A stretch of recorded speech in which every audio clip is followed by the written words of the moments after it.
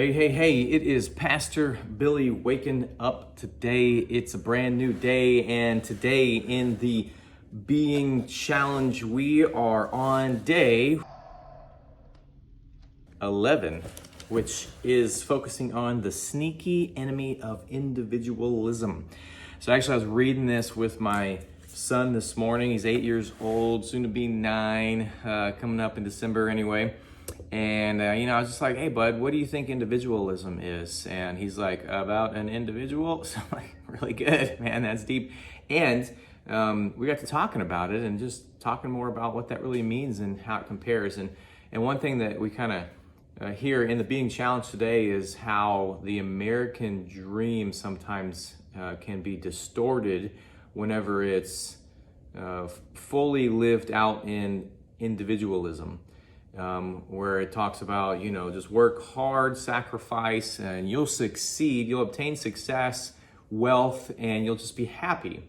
And the reality is there are many people that have gotten to that point, and they have wealth and what would be defined as success, and they still feel quite empty and alone. Now, also, second to this, Pastor Zach Zender wrote this 40-day devotion for us, this challenge, before COVID happened. And so I think this has been amplified even more, where those who have felt isolated and alone, those who have celebrated individualism to the max and don't have necessarily a deeper sense of community with others, it's just amplified the feeling. It's created a caricature of what was an already existing feeling and experience. And what we're seeing today is something that I think people would admire whenever we watch sports. Our kiddos are in soccer, and what they try to do is learn how to kick the ball, learn how to dribble it, run fast with it, to where it's not too far. And of course, the climax knowledge, basically at their age, is like, you can score. and one of our kids had the experience recently of scoring a bunch of goals early in a game. And so the coach was like, it's really great that you could do that. And then the coach said, hey, why don't you play defense now? And the reality is there's this new lesson emerging. It's not just about you scoring all the goals, but now there's a greater knowledge and a greater achievement, and that's to help others to learn how to do what you do. And that way you multiply the impact. It's also to learn how to work together as a team with the giftedness of all of your players. And so as we've got kids at different ages, then we get to see that development take place. But it emphasizes, I shared this with my son today, it emphasizes a stat line that is my favorite stat line in sports, and it's the assist. Where, you could probably go and score yourself, but there comes a time whenever some of the greatest athletes, some of the greatest that are successful in their particular sport or skill, they realize that to become the best and achieve the most, you got to figure out how to involve your teammates and to use their gifts and to help them grow. So, as one of my kids come and talk to me now, come over here real quick. You get a bonus. Good morning.